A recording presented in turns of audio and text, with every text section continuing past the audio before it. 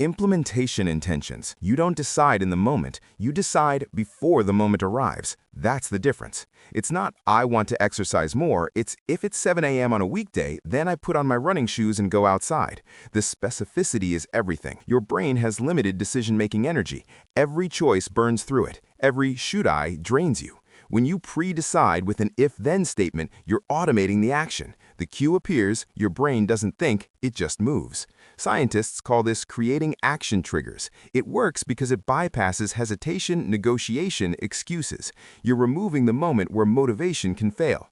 Research shows people who use implementation intentions are 2 to 3 times more likely to follow through, not because they're stronger, because they've eliminated the decision.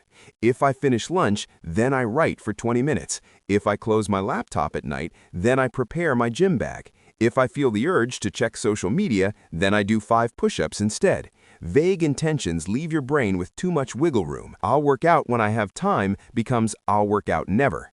The formula is simple. Identify the exact situation, link it to the exact action, then let your environment do the work. Embarrassing goals. This sounds wrong, but it isn't. A little social accountability is one of the most powerful motivators humans have. When you tell someone about your goal, especially in a way that would be embarrassing to fail, you activate something deep. Humans are hardwired to avoid status loss. The fear of looking foolish or inconsistent in front of others creates pressure that personal motivation alone can't match. A study in the American Journal of Lifestyle Medicine found that people who shared their goals with someone they perceived as higher status were significantly more likely to achieve them. The key is slightly embarrassing.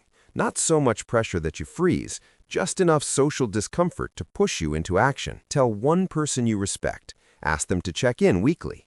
Post your progress publicly where friends and family can see it. Join a group where you're expected to show up and report results. The embarrassment factor works because it externalizes your commitment. When your goal is just in your head, it's easy to quietly let it die. But when other people know, especially people whose opinions you value, your brain treats failure differently. It becomes a threat to your social standing, something humans evolved to protect at almost any cost. It's not weakness. It's biology. Use it. Visual streaks. The human brain is far more motivated by avoiding loss than by gaining something new. Loss aversion. It's why tracking streaks works so well. When you see an unbroken chain of completed actions, days you've exercised, pages you've written, hours you've studied, your brain becomes deeply invested in not breaking that pattern. Jerry Seinfeld used this to write jokes daily. He marked a big red X on a calendar for every day he wrote. After a few days of building the chain, his only job was,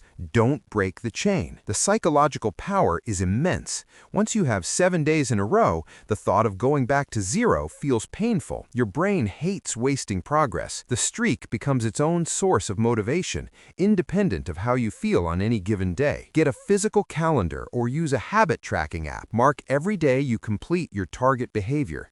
Make the marks visual and satisfying. Thick marker, bright colors, stickers. Anything that makes the chain feel real and tangible. Research shows that by day 21, you're not relying on motivation anymore. You're protecting an investment. The chain has value. Your brain will fight to keep it alive. If you break the chain, don't collapse. Don't spiral into the all-or-nothing trap. Start a new chain immediately. The power isn't in perfection, it's in consistency over time. Identity priming. This shifts your motivation from external willpower to internal self-concept. Instead of, I need to go to the gym, you say, I'm the kind of person who prioritizes my health. The difference is everything. Research in behavioral psychology shows that identity-based habits are far more durable than goal-based habits. When you tie a behavior to who you are, rather than what you want to achieve, the behavior becomes part of your self-image. Humans are incredibly motivated to act in ways that are consistent with how they see themselves. Before you do a task,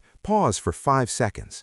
Say out loud or in your head, I'm the kind of person who follows through. I'm the kind of person who doesn't quit. I'm the kind of person who takes care of their body. These aren't affirmations in the fluffy sense. They're identity primes that activate your long-term self-concept. Your brain wants to prove these statements true. Every time you act in alignment with that identity, you reinforce it. Every time you avoid the action, you create cognitive dissonance, which feels uncomfortable. Over time, the behavior stops being something you force yourself to do.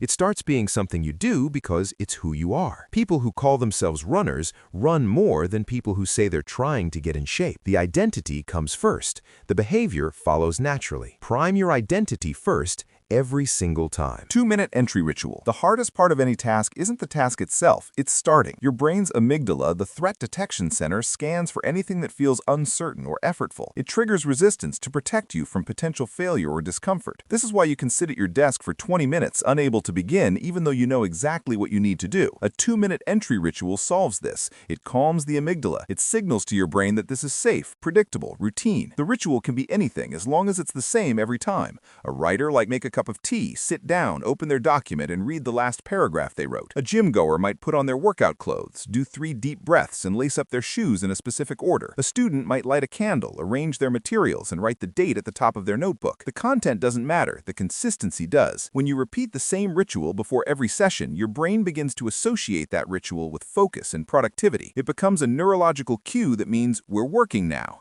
The resistance melts away because the ritual has trained your brain to transition into work mode without needing motivation. 2 minutes is short enough that it never feels like a burden, but long enough to shift your mental state. Create your ritual today. Never skip it. Even on days when you feel motivated, do the ritual anyway. You're building a Pavlovian response that will carry you through the days when motivation is nowhere to be found. Strategic boredom. Modern life bombards your brain with easy dopamine hits. Every time you scroll through social media, watch a video, or check a notification, your brain gets a small reward. Over time, your brain's reward system becomes desensitized. It starts to require more stimulation to feel satisfied. Effortful tasks like studying, working, or exercising feel unrewarding by comparison. This is why you can feel unmotivated even when you know the task is important. The solution is strategic boredom. Deliberately limit your access to easy dopamine sources for extended periods throughout your day. Put your phone in another room for 2 hours. Don't listen to music or podcasts during your commute. Sit in silence for 10 minutes without checking anything. This isn't about punishing yourself.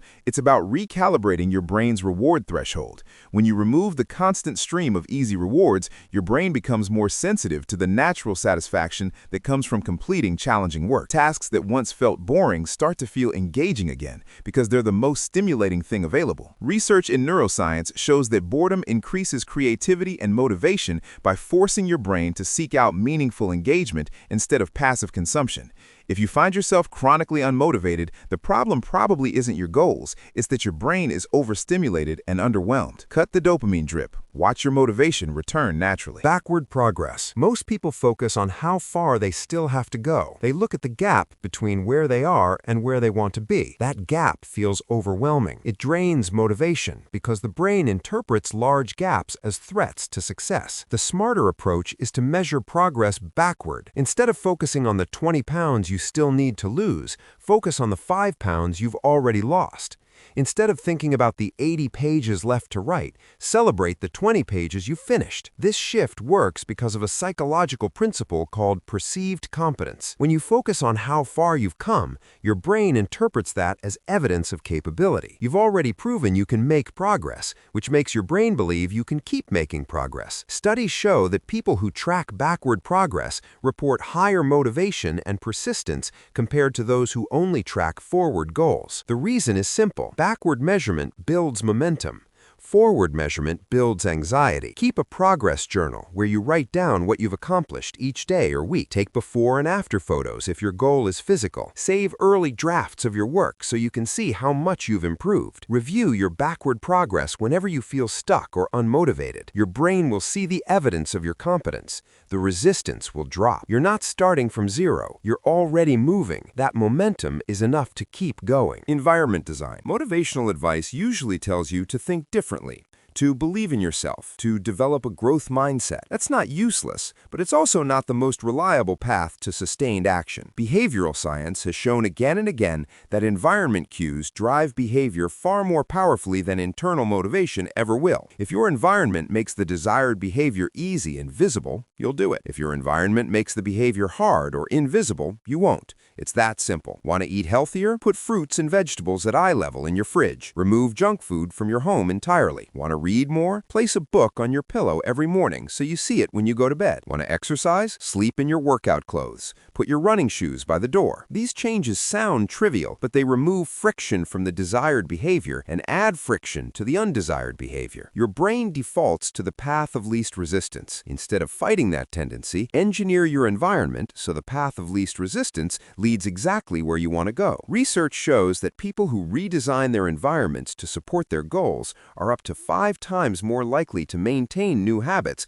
compared to people who rely on willpower alone. Stop trying to outsmart your environment. Change it instead. Same time daily. Your body runs on circadian rhythms, internal clocks that regulate energy, alertness, and cognitive performance throughout the day. When you work at random times, your brain never knows when to prepare for focus. It has to spend extra energy ramping up every single session. But when you work at the same time daily, your circadian system syncs with that schedule.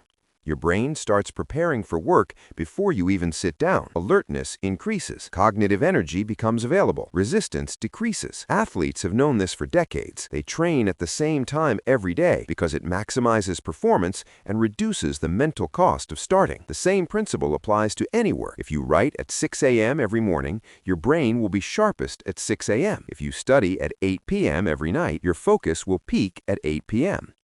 Consistency trains your biology to support your behavior. The key is to pick a time and defend it ruthlessly. Don't let meetings, social obligations, or moods shift your schedule. Your brain needs repetition to build the association. After 2 to 3 weeks of consistent timing, you'll notice something remarkable. Starting becomes automatic. You'll sit down at your designated time, and your brain will already be in work mode. No coffee, no motivational videos, no willpower. You've aligned your behavior with your biology. That's the ultimate hack. End mid-task. Most people work until they finish a section, reach a natural stopping point, or complete a task. Then they close their laptop and walk away feeling accomplished. This is a mistake. When you finish a task completely, your brain files it away as done. The next time you sit down to work, you're starting from scratch. Blank slate, full resistance. But when you stop mid-task, something fascinating happens. Your brain hates unfinished business. Psychologists call this the Zeigarnik effect. Uncompleted tasks create a cognitive tension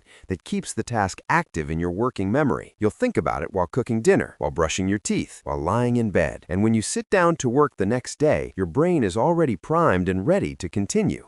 The resistance is gone because your brain has been itching to finish what it started. Stop your work session in the middle of a sentence, a paragraph, or a problem. Leave it unfinished. Don't tie up loose ends. The discomfort you feel from stopping mid-task is actually the mechanism that will pull you back tomorrow. Writers use this all the time. Hemingway famously said, "Stop when you know what will happen next." That way, you're never starting cold. You're always resuming. The same applies to any work. End mid-task. Let your brain's natural drive for completion do the motivational heavy lifting. To watch more videos like this, subscribe.